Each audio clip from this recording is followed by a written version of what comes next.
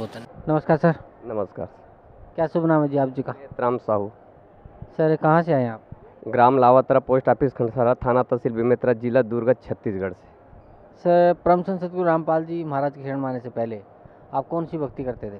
ये कबीर साहब की भक्ति करते थे। उसके बाद फिर बाद में थोड़ा हम घूम गए और वो राधा स्वामी सत्संग में चले गए, वहाँ नामदान लिए। लेकिन जब हम ग्रंथ खोल कर देखा तो काल का जो जाल का मंत्र है वो दिए थे, ज्योत निरंजन। तो अन्य हमारे मन से लगे, उस दिन से हम बंद कर दिए। सत्संग में जाते थे लेकिन उसका भजन सुमरन नहीं किए हम। तो पहले जैसे आप बता रहे हैं कि अभी कबीर पंथ से जुड़े हुए थे, तो कहाँ से आपने नाम उपदेश ले रखा था, कहाँ से जुड़े हुए थे आप? जी, हम नाम उपदेश नहीं लिए थे, दामा खेड़ा वाले साहेब को ही मानते थे और प्रकाश मुनि नाम से और गिरिध मुनि नाम को ही यानी हम पूर्ण परमात्मा मानते थे और किसी देवी देवता का पूजा नहीं करते थे अपन। सर परम संत सतगुरु रामपाल जी महाराज की शरण में आप कैसे आए? मेरे को एक ज्ञान गंगा पुस्तक मेरे साढ़ू से मिला, मेरे साली के यहाँ से। तो उसके बाद वो पुस्तक तो मैं भूल गया लाने के लिए, लेकिन मेरे दोस्त एक खंसरा में मेरे पास में गांव के नज़दीक में एक फ़ोटोग्राफर थे, उसके पास गए फ़ोटो खिंचवाने के लिए। तो वो पुस्तक माढ़े थे। तो मैं पूछा कि भैया ये पुस्तक मेरे को दे दोगे क्या? तो कहते ले जाओ आप। और उसको लाकर मैंने पढ़ा, पूरा पृष्ठ पढ़ लिया। और साथ में एक दिन अचानक टीवी चालू किए तो साधना चैनल में सत्संग चल रहा था, और वो भी ऐसे कबीर साहब की ही वाणी चल रहा था। तो मैंने सोचा कि ये कोई आज तक किसी ने टीवी में नहीं दिया है, लेकिन ये है कौन ऐसे जो आज टीवी में आने बता रहे हैं कबीर साहब का। तो ये विचार कर देखा तो उस समय 3.5 घंटा सत्संग देते थे। मैंने इतवार के पूरे 3 घंटा तक के सत्संग सुना, और जब सत्संग सुना और ज्ञान गंगा पुस्तक पढ़ा तो मेरे को पूर्ण विश्वास हो गया है कोई ना कोई महान पुरुष। ये सोच करके मैंने अपने परिवार वाले को इकट्ठा किया कि सत्संग सुने तो ऐसी सत्संग सुनो, किसी टीवी में किसी चीज़ का सुनना नहीं है। तो ये ज्ञान गंगा पुस्तक और टीवी में सत्संग रामपाल जी महाराज के देखा और सुना तो उन्हें पूर्ण विश्वास हुए। तब यहाँ आने की इच्छुक हुआ मन। तो कैसे जाए, वहाँ का कोई हम पता नहीं है, ना हम दिल्ली देखे हैं न हरियाणा देखे, तो क्या करे जाए। तो मैंने वो जो टीवी में नंबर आया उस नंबर को नोट किया और नोट करके उसमें अपने मोबाइल में सेव किया। मोबाइल में सेव करके यहाँ फ़ोन किया, जो पहला नंबर है 1 नंबर का, उस नंबर में। तो वो कहा हाँ जी यहाँ पूर्ण परमात्मा है रामपाल जी महाराज। तो मैं कि भैया ये सच साहेब हम तो आए कैसे ढंग से, कहाँ पर आए, कैसे आए? तो उन्होंने कहा दिल्ली तक के आ जाओ। फिर दिल्ली के बाद यहाँ आए तो दिल्ली के बाद गाड़ी कोई नहीं है, ये मालूम नहीं है। तो बस ऑटो वाले ने कहा 100 रुपया लेंगे एक व्यक्ति के, पर भी हम चले आए। उसके बाद बस स्टेशन आए। बस स्टेशन में हमने कहा कि भैया बरवाला जाना है, चंडीगढ़ रोड। किसी ने नहीं बता रहा, कि हमको डर हो गया कि यहाँ तो कोई नहीं बता रहा है ऐसे जगह। तो एक बस वाले ने कहा चलो ठीक है, हिसार जा रहे हैं, हिसार जिला है, उसके बाद चले जाएगा। तो वहाँ आए हिसार, और हिसार से फिर बरवाला आए। फिर फ़ोन लगाए कि भाई हम हिसार आ गए हैं और हमको गाड़ी 11 बजे रात की मिल रहे हैं, और उसके बाद हम कहाँ उतरेंगे? तो कहा बरवाला आ जाना। तो बरवाला आए, फिर 1 बज गए रात। फिर हम फ़ोन लगाए कि भाई हम यहाँ पर बरवाला आ चुके हैं। तो एक ट्रक वाले मिला हमको, तो कहा आप कहाँ जा रहे हैं? तो हम कहे सतलोक आश्रम जा रहे हैं। तो वो तुरंत फ़ोन लगाए कि भाई यहाँ 3 बंदे हैं और ये आश्रम जाना चाहते हैं, जल्दी गाड़ी लेके आ जाओ। जैसे वो फ़ोन लगाया उसके बाद गाड़ी लेकर आए, यहाँ आए, यहाँ नाम दान लिए और नाम दान ले करके भोजन पाए, प्रसाद पाए। उसके बाद आराम किया, सत्संग सुना, और सत्संग सुन करके फिर 2 रोज़ रहा। और समय में आए थे, ऐसे सत्संग के समय में नहीं आए थे, खाली समय में आए और नाम दान लेकर अपने चले गए। सर परम संत सतगुरु रामपाल जी महाराज से नाम उपदेश लेने के बाद आपको क्या लाभ मिला? अब मैं क्या बताऊं सर, इतना मेरे को लाभ मिला। सबसे बड़े लाभ तो गुरु प्राप्ति हुआ। गुरु गुरु में भेद है, गुरु गुरु में भाव, वाह गुरु नित बंदे जो बतावे दाव। ये सबसे बड़े यानी मूल उपदेश जिन्हें गुरु, गुरुर् ब्रह्मा गुरुर् विष्णु गुरुर्देव महेश्वर गुरु साक्षात पार ब्रह्म तस्मै श्री गुरुवे नमः। ध्यान मूलम गुरु मूर्ति, पूजा मूलम गुरु पदम, मंत्र मूलम गुरु वाक्य, मोक्ष मूलम गुरु कृपा। मतलब पूर्ण परमात्मा जिन्हें हमको मिला। और उसके बाद गुरु तो मिला, लेकिन हमने सुना है 3 चीज़। सबसे पहले सत्संग, दूसरा नाम महिमा, फिर गुरु महिमा। ये 3 चीज़ मैंने अपने जीवन में बहुत बार सुना कि सत्संग, बिना सत्संग न विवेक न हुई। ऐसे ऐसे क्यों उठो, ऐसे सत्संग के बारे में सुना तो विचार किया ये सत्संग है क्या चीज़। सत्संग के बिना ज्ञान नहीं हुआ है, परमात्मा नहीं मिला है, तो ये विचार किया। उसके बाद फिर गुरु, फिर ऐसे कौन से गुरु जो पार लगाएगा, ऐसे कौन से परमात्मा है जो हमको वहाँ सतलोक ले जाएगा। फिर उसके बाद नाम महिमा, कोटि नाम संसार में ताते मुक्ति न होए, गुप्त नाम कोई बिरला जब है, बुझे बिरला कोय। तो ऐसे ऐसे शब्द अपने मन में हम उच्चार के अब फिर यहाँ आए। सबसे पहले यहाँ से नाम देख लेंगे तो यहाँ एक घी ज्योत आने जलाना अनिवार्य है। तो घी के ज्योत के लिए हमारे यहाँ घी नहीं थे। हमारे घर में गैया लाग रहे थे, यानी बछड़ा दिए थे, दूध देते थे, लेकिन घी नहीं होते थे। उसके पहले घी होते थे, 2 साल तक के बिल्कुल घी बंद हो गए थे। तो मैंने कहा, हे सदगुरु रामपाल जी महाराज, आप घी के ज्योत जलाने को कह रहे हो, मेरे यहाँ घी का ज्योत नहीं है, घी नहीं है, तो मैं कैसे जाऊँ।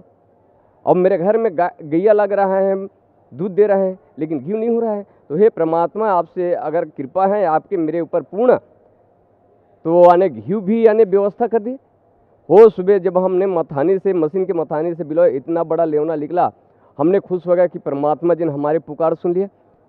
उसके बाद मैं बचपन से, सबसे पहले मेरे को टीबी का बीमारी हुआ था।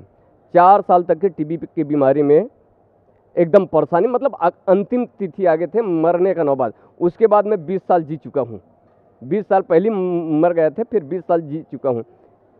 तो ये उस कारण से, बीमारी के कारण से न मेरे को खाना खिलाते, मन नहीं होते खाना खाने, इतना कम खाना खाता हूँ। और फिर लेटे रहता, रामायण में जाते, ग्रंथ में जाते, वहाँ जाते, लेकिन खाना इतना खाता, काम करने का मूड नहीं होता। तो यहाँ से जब गए नाम ले करके, तो मेरे शरीर में इतना ऊर्जा आ गया, इतना ऊर्जा आएगा, बीमारी गायब। बीमारी ऐसे शरीर में अभी एक तिनिक भी यानी बीमारी नहीं है। और जो मेरे पेशाब में 15 साल से जलन था, ठंड के मौसम और बरसात के मौसम में इतना जलन, तो मैं व्याकुल हो जाता, मतलब चेत पूरा घूम जाते, वो पूरा ने ख़त्म हो गया। उसके बाद मेरे श्रीमती अचानक तबीयत खराब हो गई, 1 महीना से डॉक्टर को दिखाए और वैद्य भी दिखाए, आराम नहीं हुआ। फिर यानी संत रामपाल जी से जो जलाया, जो जला करके विनती की, हे परमात्मा, मेरे श्रीमती जो मेरे कमाने वाला है, मैं कमा कर जो देने वाला है, उसी का तबीयत खराब है। परमात्मा आपसे निवेदन है कि भी इसका तबीयत ठीक है, उसका भी तबीयत ठीक हो गया। 5 साल के मेरे बच्ची इतना बड़ा है, जो 5वीं क्लास पढ़ रहे हैं, उसको अक्षर ज्ञान नहीं था, जरा भी एक भी अक्षर ज्ञान नहीं था। छोटे या बड़े या क्या है उसको मालूम नहीं था। एक दिन अचानक ऐसे हुए, स्कूल में आने गुरुजी ने उसको उठाया कि हे लोकेश्वरी उठो और पुस्तक पढ़ो। वो लड़की पूरा पुस्तक, एक पृष्ठ पूरा पाठ को पढ़ दिए। और जब वहाँ से आए, बताया पापा मैंने पूरा पाठ को पढ़ दिया। मैं अचंभो दंग रह गया कि ऐसे कैसे हो सकता है। तो मैं कहा ले पढ़ के देख, सुनाओ। मेरे बच्ची ने इतना फटाफट पढ़ा, तो मेरे को पूर्ण विश्वास हो गया, हे परमात्मा आपकी कृपा ही है। मेरे लड़का है 18 साल का, वो हर साल परीक्षा में फेल हो जाते थे, हर साल, इस साल भी हो गए। लेकिन यहाँ से नाम दान लेकर के गया और दूसरा परीक्षा दिलाए, परीक्षा में टॉप नंबर में आए। उसके बाद वो परीक्षा दिलाने गए तो मोबाइल गुम गए उसका। फिर आने दूसरा पेपर दिलाने के लिए गए, 3 दिन के बाद वो मोबाइल, 3 दिन के बाद वो मिल गए। ऐसे ऐसे चमत्कार हुए मेरे साथ। और मैं कितना बताऊं, जितना भी कहूं सब पूरा कम है। इस रामपाल गुरुदेव महाराज जी ने हमारे लिए जो किया है। और अभी पिछले हम सत्संग में आए, और हमको हमारे साथ में संगी आए थे, 4 भक्त लेकर आए थे मैं। तो उन लोग कहने लगा कि नहीं अब चले, इतवार का दिन था, एक सत्संग बचा था, उन्होंने कहा जिद कर दिया तो चले। और जा करके हम जिन में गाड़ी चढ़ा, ऐसे गाड़ी में चढ़े, वो गाड़ी रेल जो है किसी जगह खड़ा नहीं हो रहा था, कोई स्टेशन में भगते भगते, और हमारा टिकट कटा था दिल्ली तक का, निजामुद्दीन तक का। तो आखिर में हम विचार किए अब कहाँ उतरे, कैसे करें, पकड़ा जाएंगे, 1000 जुर्माना लगेगा और 1 साल का सज़ा होगा, और हम 5 लोग हैं, 5 लोग जेल में बंधेंगे, और गांव में वहाँ देखेगा वो सत्संग में गए। फिर भी पल्लव में वहाँ टिकट कटाए, तो हम कहे कि भैया हमारे लिए दुर्ग के लिए टिकट काट दो। तो हम पूछा कि भाई यानी दुर्ग के लिए कोई गाड़ी है क्या? तो कहा भाई दुर्ग के लिए कोई गाड़ी नहीं, यहाँ न बिलासपुर के लिए कोई गाड़ी है। उसके बाद हमने एक गाड़ी गए, उसमें जगह बहुत भीड़ था, जो पाँव रखने का जगह नहीं, उसमें जगह, और थोड़ा दूर गए तो हमने ग्वालियर में उतरा। ग्वालियर में उतरे तो वहाँ पूछा कि भाई यानी छत्तीसगढ़ के लिए यानी दुर्ग के लिए या बिलासपुर के लिए कोई गाड़ी है क्या? उन्होंने बताया भाई अभी कोई गाड़ी नहीं, सुबह का 8 बजे मिलेगा आपको गाड़ी। हमने सोच में पड़ गया और कहा हे रामपाल गुरुदेव महाराज आप कृपा करें, इस समय हम चोर के चक्कर में पड़ सकते, पुलिस वाले सताएगा, हम क्या करेंगे। अचानक एक रेलगाड़ी आए, सिर्फ 2 मिनट के लिए, सिर्फ 2 मिनट के लिए, सिर्फ हम दूसरा नंबर में था और मैंने पढ़ा कि यह दुर्ग लिखाए थे, तो हमने कहा ये दुर्ग गाड़ी आ गई। वहाँ गए, गाड़ी में बिल्कुल गाड़ी खाली, और यहाँ से लेकर के वो गाड़ी इतना रफ्तार में गए, हो सवेरे हमको बिलासपुर पहुँचा दिए। इतना हमारे ऊपर चमत्कार किया, दया किया। चमत्कार तो नहीं कहूँगा, दया जरूर कहूँगा कि परमात्मा जो दया करता है, चमत्कार तो वो चमत्कारी लोग करते हैं, ये तो दया है, कृपा है जो इस परमात्मा जिन हैं। तो ऐसे परमात्मा जिन हमारे ऊपर इतना बड़े दया किया, इतना बड़े उपकार किया, आज इस दया और उपकार के बदले हम तो उसके सामने कुछ की बतौर नहीं, तिनका की बतौर नहीं है। इस परमात्मा को मैं बार बार नमन करता हूँ, और मैं अपने विचार से कहता हूँ कि भाई अपने परिवार को हम डेली वेज हम सत्संग सुनते हैं, बिना सत्संग सुने हम खाना नहीं खाते, अपने परिवार में किसी व्यक्ति नहीं खाते हैं। डेली वेज हम सत्संग, जिस दिन हमारे यहाँ लाइन गोल हो जाते उस दिन हम व्याकुल हो जाते हैं कि परमात्मा लाइन आपके चर्चा में, आपके सत्संग में लाइन गोल हो रहा है, हम दुख हो रहा है। तो ऐसे ऐसे होता है, कभी कभी 2 मिनट 3 मिनट सत्संग शुरू होता हुआ लाइन आ जाते हैं, तो हमको बहुत खुश होता। ऐसे हमारे ऊपर रामपाल गुरुदेव महाराज जी ने कृपा किया, और बहुत सारे कृपा किया। और मैं अपने गांव में भी लोगों को, पूरा गांव भर हर व्यक्ति को बता दे कि भाई आप साधना टीवी चैनल में 7:45 बजे रामपाल गुरुदेव महाराज का सत्संग आते, उसको सुनो और सुन करके उसको मनन करो। तो मेरे गांव के लोग भी यानी 50% डेली वेज यानी सत्संग सुनते हैं। सर, परम संत सतगुरु रामपाल जी महाराज से नाम उपदेश लेने के बाद, जैसे आप बता रहे हैं कि इसे आप चमत्कार तो नहीं मानते, इसे सतगुरु रामपाल जी महाराज की दया ही मानते हैं आप, तो बहुत ही दया की असीम रजा उनकी रही आपके ऊपर। तो सर, भक्त समाज को क्या संदेश देना चाहते हैं आप? सर, मैं भक्त समाज को यही संदेश देना चाहता हूँ कि बरवाला में पूर्ण ब्रह्म कहे जाए। हम तो आज के ज़माना में संसार में एक से एक गुरु हैं, गुरु गुरु में भेद है, गुरु गुरु में भाव, वाह गुरु नित बंदे जो बतावे दाव।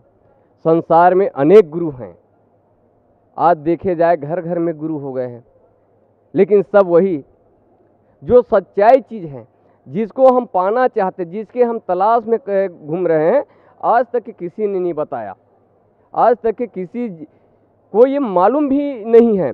क्योंकि यहाँ जब रामपाल गुरुदेव महाराज जी ने ज्ञान गोष्ठी के लिए यहाँ लोगों को, बड़े बड़े संत को बुलाया, तो यह पता लगता है कि यह पूरा कोरा है।